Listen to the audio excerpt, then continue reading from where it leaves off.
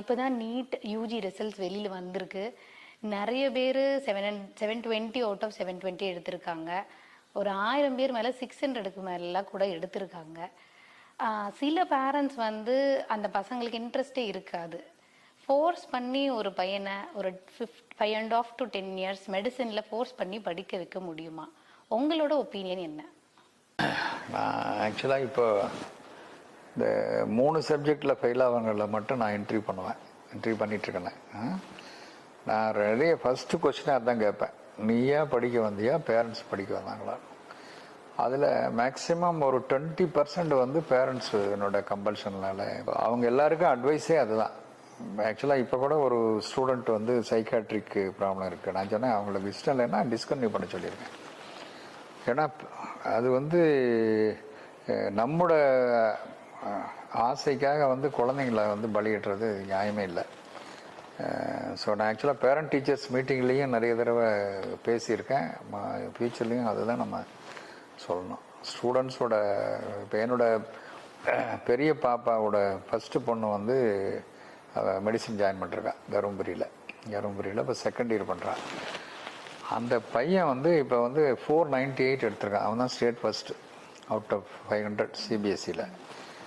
அவன் கிளியராக சொல்லிட்டான், தாத்தா நான் வந்து ஐஐடி தான் போவேன், டாக்டரே எனக்கு வேண்டான்னு. நான் சொன்னேன், நீ டாக்டரே வர வேண்டாம், ஐஐடி பண்ணி என்ஜினியர் ஆகி ஒரு ஐஏஎஸ் ஆகும் அப்படிங்கிற மாதிரி. ஸோ அவங்க பேரண்ட்ஸுக்கிட்டையும் சொல்லியிருக்கேன், டோன்ட் கம்பல் ஹிம், அவனுக்கு என்ன விருப்பமோ. அதனால் நம்ம சீனியர் டாக்டர் நான் வந்து அட்வைஸ் பண்ணுறதுன்னா சில்ட்ரனோட அவங்க அந்த ஃபீல்டில் எதில் விட்டாலும் அவங்க பெரிய ஆள் ஆவான்.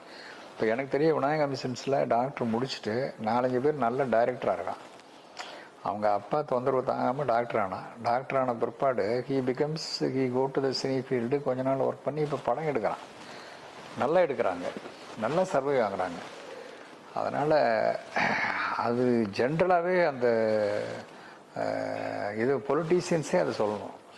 வந்து ஸ்டூடெண்ட்ஸோட அவங்க விருப்பத்துக்கு அவங்களுக்கு என்ன இன்ட்ரெஸ்ட் இருக்கோ. ஏன்னா இப்போ நம்ம காலத்தில் அப்படி இல்லை, இப்போ எங்கள் காலத்தில் அப்படி இல்லை. இப்போ எனக்கு வந்து மேத்ஸில் தான் இன்ட்ரெஸ்ட்டு. நான் இந்த ஆல்கிரிதம்லாம் நானே ஒர்க் அவுட் பண்ணுவேன். அப்போ வந்து மார்க் ஆக்சுவலாக என் பக்கத்தில் ஒரு பழனியாண்டின் அவன் வந்து மக்கு பையன், அவன் வந்து 98, நான் வந்து 68. ஸோ ப்ராப்ளி தோஸ் டேஸில் பேப்பர் மாறி இருக்கும், அல்லது மார்க் என்ட்ரி எப்போ தப்பாக பண்ணியிருப்பாங்க. அதுக்கு பிற்பாடு மெடிசன் தான் நீ சயின்ஸ் எடுனாங்க, சயின்ஸ் எடுத்தான், அப்படியே நம்ம அக்காமடேட் ஆகிட்டோம். பட் இப்போ சில்ட்ரன்லாம் அப்படி கிடையாது. அவங்க மைண்ட் வந்து அக்செப்டு. இப்போ என்னோட க்ளோஸ் ரிலேட்டிவ் ஒரு பொண்ணு டிஸ்கன்டினியூ பண்ணிட்டு போயிட்டான். அவங்க பெரிய சசிகலாவோட ரிலேட்டிவ், அவங்க கோழி பண்ண பெரிய பண்ண வச்சுருக்காங்க. 10 லட்ச ரூபாயை forgo the money and discontinue பண்ணிட்டாங்க.